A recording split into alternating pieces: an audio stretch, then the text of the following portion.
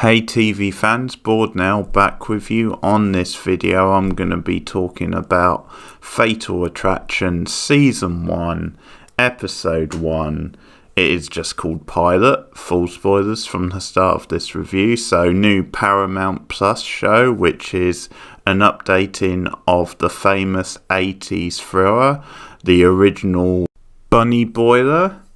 So, like a lot of modern updates, this takes a different tact when it comes to the plot. I'm guessing it's partly so they can string it out for it to be a TV show, there's enough room for that. Also, I'm guessing just certain things from the 80s film might not quite fly today, like the portrayal of the Alex Forrest character played by Glenn Close in that original film. So, this is set 15 years after the events of the film, where the character of Dan Gallagher, here played by Joshua Jackson, played by Michael Douglas in the original film, has been convicted of the murder of Alex and has spent the last 15 years in prison.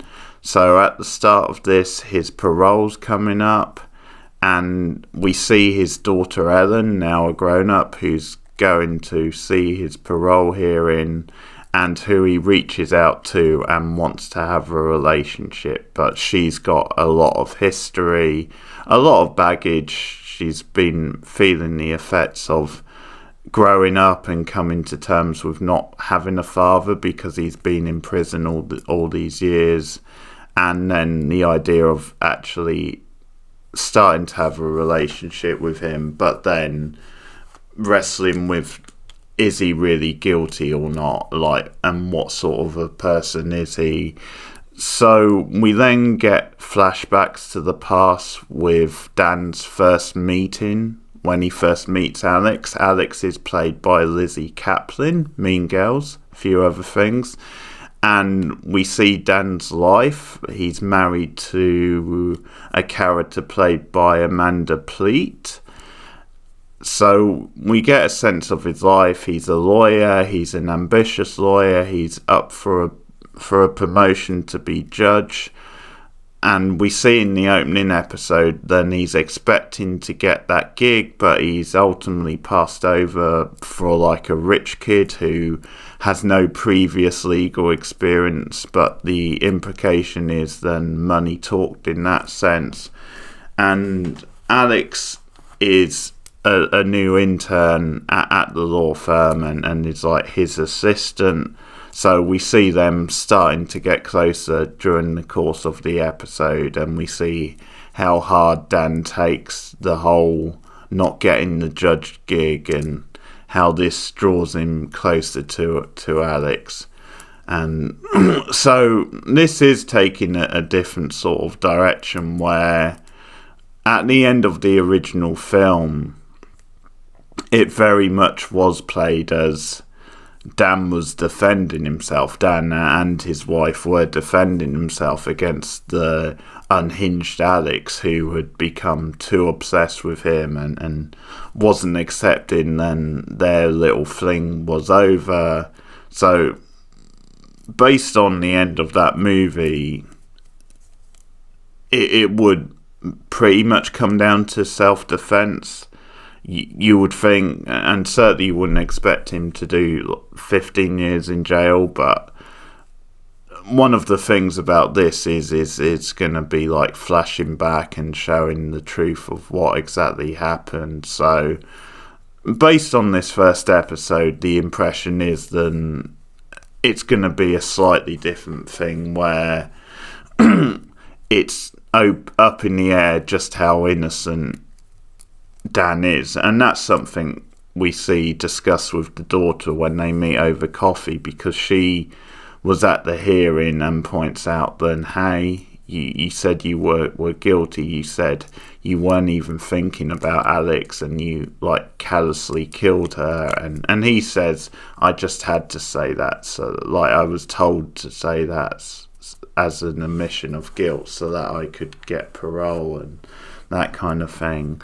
So it's definitely going to be a big part of the drama, like how innocent is he, and using that as a flashback. So I'm willing to give that stuff a go and see where it goes, because some people would just say, why not just do a straight up remake, or like just stick to pretty much the same story. And as I said, the reason they're not doing that is probably they need to flesh it out a bit for TV, and also I think certain things about the portrayal of the Alex character from the original film might not fly so much today.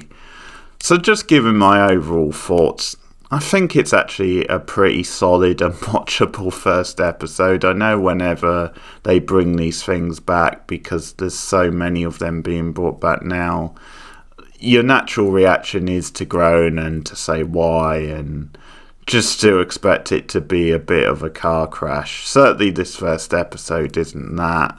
One of the reasons it is watchable is because of Joshua Jackson. He's really good casting as Dan, where he does have this kind of like dangerous charisma to him, where he's very slick, but he's also good at just playing quite an everyday guy. Like, he's convincing as this everyday sort of family guy, and he's very watchable throughout the episode. I did get a couple of guilty pleasure moments with him, like him doing the bad karaoke, him drunkenly singing Torn was really hilarious. This weird bit of humour in an episode that wasn't particularly going for humour. And then later on there's a scene where he's like drunk, and it's after he gets the bad news about not getting the judge role, and he just goes out and gets drunk and is really frustrated and upset, and he goes out and crashes his car, or the company's car as it is, which becomes a big problem. So they decide to try and cover that up, because he could be in hot water otherwise. And he's sort of singing at the top of his lungs to a song there. So I think Joshua Jackson having a little bit of fun with those scenes, but he is good. He is very solid. I didn't quite buy then he would be that drawn to Alex, and I didn't quite buy then he would be pulled away from his family life and his wife. Now, his wife's played by Amanda Peet, and I think that's part of the problem, is they spend the episode trying to convince us that she's this just very plain, ordinary, like, wife who's a little bit on the boring side, or then he's maybe getting a bit tired of. Alex is this sparky, bright, pretty young like intern, and there's a little bit of a spark between the two of them. There's a scene in the lift afterwards where they casually flirted. Because it's Amanda Peet, I wasn't really sold on,